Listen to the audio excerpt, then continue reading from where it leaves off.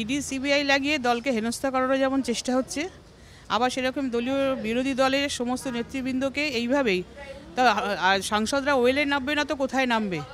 এখানে প্রতিবাদ করার জায়গাটাই তো ওয়েল, এটা সবাই জানে, কি বিধানসভা কি লোকসভায় কি রাজ্যসভায়। তাহলে ওয়েলে নেবে, যদি কেউ প্রতিবাদ না করে তাহলে কোথায় করবে? সিটে বসে বসে করবে? এখানে বিরোধী দলের সাংসদের মুখ বন্ধ করে দেওয়ার জন্য এবং সামান্য কারণেই তাদেরকে সাসপেন্ড করে দেওয়ার কারণে তাদেরকে অফ করিয়ে দেওয়া হচ্ছে পার্লামেন্টে, এবং বিরোধীদের মুখ বন্ধ করতে চাইছে এই সরকার, যাতে কেউ প্রতিবাদ না করবে। যেই করবে তাকে হয় ইডি সিবিআই লাগিয়ে দেবে, আর যেই প্রতিবাদ করতে চাইবে তাকে এইভাবে সাসপেন্ড করে দমিয়ে রাখা হবে, বন্ধ করে দেওয়া হবে।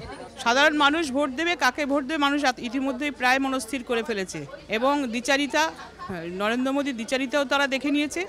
যারা ভারতবর্ষের মানুষের সুরক্ষা দিতে পারে না, যারা লোকসভার সাংসদদের সুরক্ষা দিতে পারে না, তারা কীভাবে রাজ্য চালাবে, রাষ্ট্র চালাবে?